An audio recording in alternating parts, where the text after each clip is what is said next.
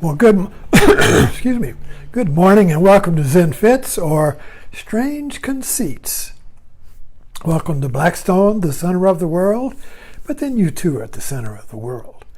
The title of this talk is Death Always Wakes Us Up. So my writing this morning it's kind of like started out, I was thinking about, it's interesting that the two big national egos of World War II, who thought they could, Japan and Germany, thought they could conquer the world. There was an expansion that had no bounds, could not be checked. Expansion in Asia, expansion in Europe. But they got checked. And they both surrendered unconditionally, without conditions, because they had to. In other words, there was not one shred, one thought that they could win. There was nothing left, totally destroyed. Unconditional surrender. But now look, both of Germany and Japan are the model economies of the world.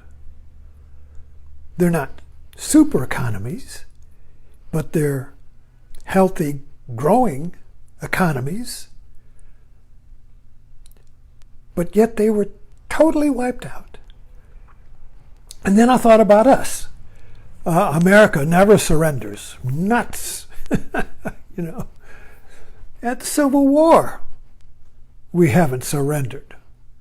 The lost cause is still alive. So America never surrendered.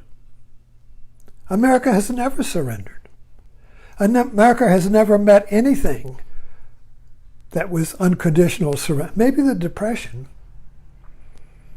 We surrendered with the Depression, but then Roosevelt said, we will not surrender, we'll defeat the Depression. And so, war on that. So we're always at war on something.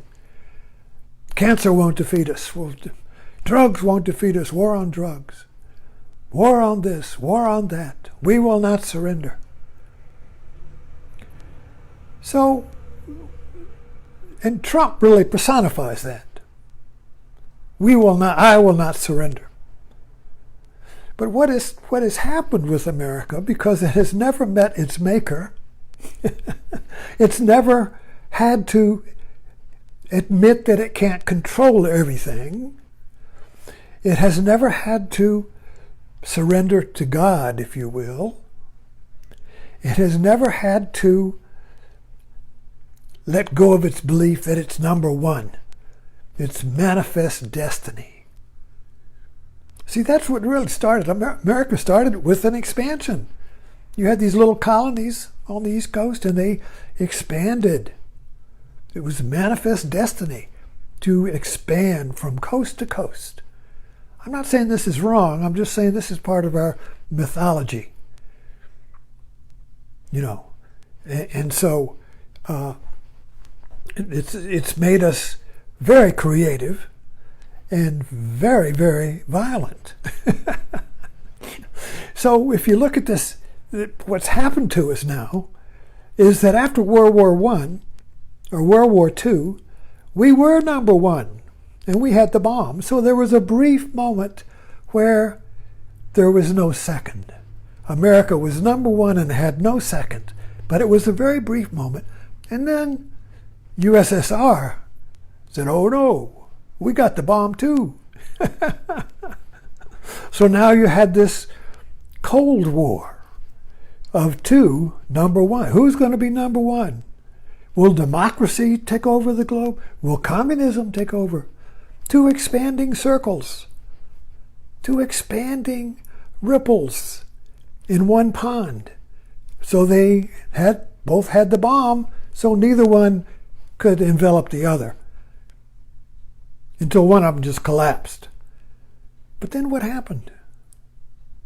Well, there wasn't any other enemy. to be number one, to defeat.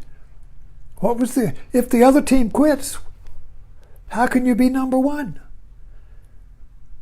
In other words, the game was lost. How do you be number one when there's no enemy to defeat? Where is the enemy? Well, we internalized the Cold War. And now the enemy was our own government. For the right, the enemy was the left. The game was up, you see. No longer did the senators and the government, no longer was public service a service. It was, you're a traitor, you're working for the government.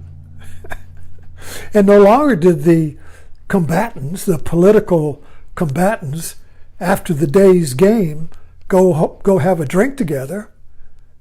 They separated. You don't have a drink with the enemy, you're a traitor.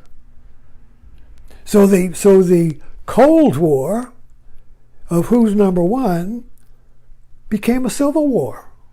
Why? Because our civil war never ended. The groundwork was always there, you see. And the South never surrendered. The South, although the Army quit,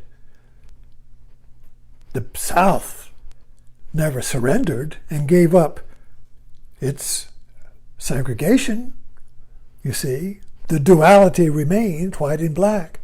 The war of white against black remained. The duality remained. So the duality, the combat of who's number one, is a formula with a fill in the blank. So the formula for America has been combat, duality, me against them, us against them, you see. With World War II, it was us, America, we united America against them, the Nazis and the Japs, you see. But when that died, it became us against the communists. But when that died, who's them? Looked around, there's nobody there. But there's got to be a them. So with Nixon, it became us. For Nixon, protests were the enemy. The protesters against his policy were the evil ones, you see. And his people, his party, was the silent majority, was the good people. And right then, America got divided into good and bad, good and evil Americans. The internalization and the politicizing of the Cold War, good against evil. And now we're at the end of it with Trump, who is kind of like the personification of Nixon in an absurd way. What are we up against now? Well, we finally got an enemy that doesn't seem to want to be defeated, and that's COVID. So, has COVID come to bring us humility? Has COVID come to say, we can't deny it, we can't defeat it, we can't live with it? What do we do? And that's kind of like where we're at. It's kind of like we can't deny it. Trump is trying that. It won't work. We can't defeat it right now, and we can't live with it. This is Buddhism. This is Zen Buddhism. Zen is a practice where you welcome unconditional surrender. Because it is only in unconditional surrender that you're born again. That your creativity is born. Every artist knows that.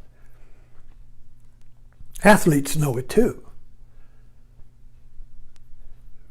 When you can't come up with the creative idea, your writing dries up, your ideas are dried up, you can't make it come back. You can't make creativity happen. You're in a dry spell.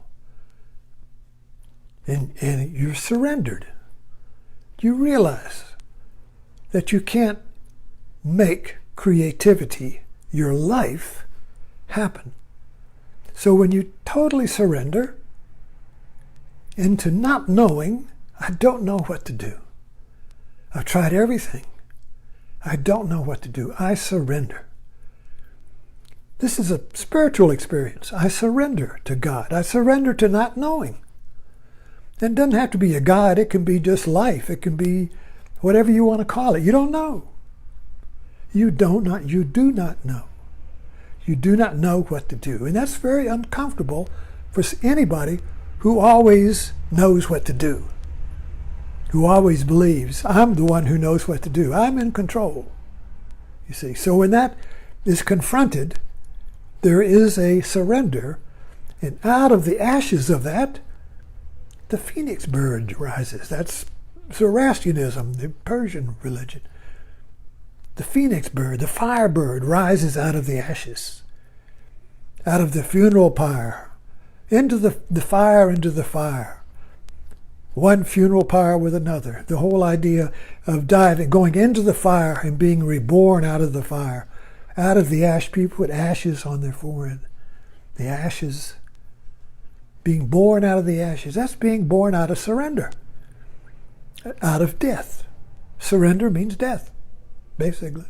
I don't want to die. I don't want to surrender. I don't want to give up, you see. But death always says, it's time. It's time to let go. It's okay. It's time. Has COVID come to tell us that? Has COVID come to say, it's time to stop the civil war. It's time to give up your schizophrenia, fighting among yourselves, like kids in the back seat. It's time. And when we really realize our humility, there's a rebirth, and you know what to do. Life knows what to do. But you have to die in order to discover that. Thanks for dropping in.